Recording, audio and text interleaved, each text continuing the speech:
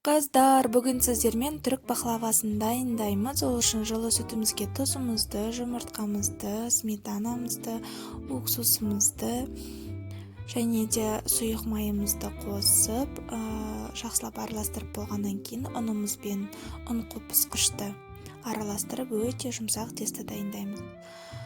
Үй температурасында 30 минутқа қалдырамыз. Оған дейін жаңағы сары майымызды ерітіп аламыз. Біз тестаны кукурузный крахмалға немесе картоп крахмалына жайсаңыздар болады. Мен кукурузный крахмалға жайдым. Барлығын осындай бөліп алғаннан кейін өте жұқа етіп жақсылап жайып шығамыз.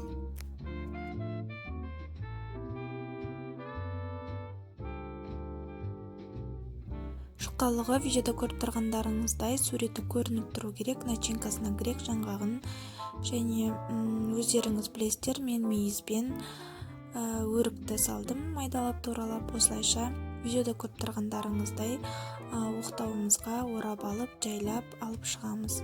Және екі жағынан ортасына қарай тестамызды жинаймыз.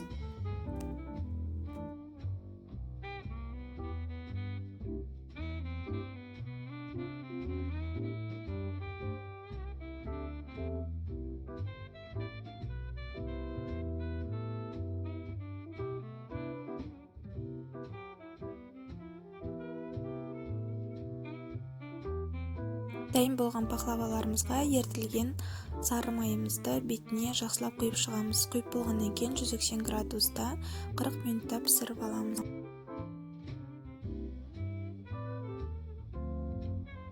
Сиропқа кірісеміз. Қантымызға суымызды және лимон қосамыз. Мен лимонның кепкен лимон қостым. Сіздер лимонды сығып қоссаңыздар болады. Орташа отта жақсылап дайын болғанша араластырып аламыз. Піскен пахлавамызға дайын сиропты құйып шығамыз. Сироп кішкене қою болу керек, видеода көріп тұрғандарыңыздай.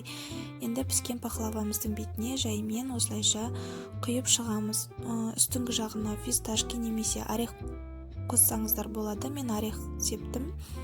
Бір түнге қалдырып қойыңыздар, кем дегенде 6 сағатқа. Аз болсын, дайындап көріңіздер.